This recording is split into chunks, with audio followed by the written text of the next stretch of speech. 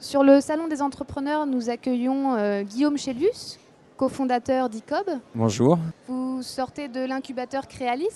Est-ce que vous pouvez nous en dire quelques mots? Créalis nous accompagnait depuis la conception du projet, les premières réflexions autour d'un positionnement marché, qui pouvait être nos clients, qu'est-ce qu'on vendait exactement, comment est-ce qu'on le vendait, jusqu'à des aspects plus pratiques au fur et à mesure que le projet se construisait, comme des aspects de financement du projet, des aspects de ressources humaines et des aspects juridiques ou de propriété intellectuelle ou industrielle également. Est-ce que vous pouvez nous parler un petit peu du suivi que vous avez maintenant, à présent? On quitte officiellement l'incubateur Créalis le jour de la création de la société, et puis ensuite prennent le relais un certain nombre d'autres organismes, comme notamment Novacité, qui est en quelque sorte l'incubateur de la Chambre de commerce et d'industrie de Lyon. C'est un accompagnement qui est important, parce qu'on imagine que créer sa boîte, c'est compliqué. Finalement, on n'est pas préparé à être créateur d'entreprise, c'est-à-dire que les trois cofondateurs, par exemple dans notre cas, étaient tous des scientifiques, des ingénieurs, et on a tous dû découvrir un certain nombre d'autres domaines d'activité, que c'est un peu une découverte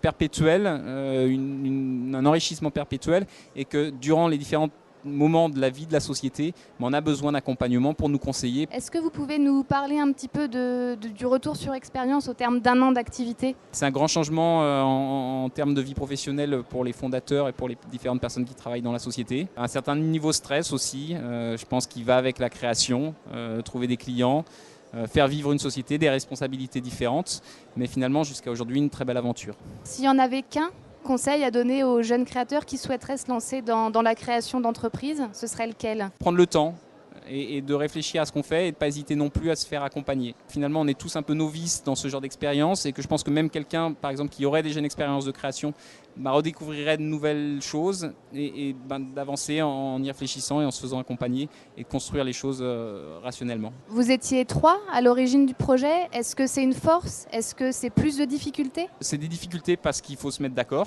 mais c'est aussi une force parce que le fait de ne pas toujours être d'accord fait que nous devons échanger. Et puis aussi c'est une force dans les moments un peu plus difficiles où on n'est pas seul finalement à vivre les moments difficiles, à vivre le stress, à vivre les complications, mais qu'on est une équipe et qu'on avance en équipe.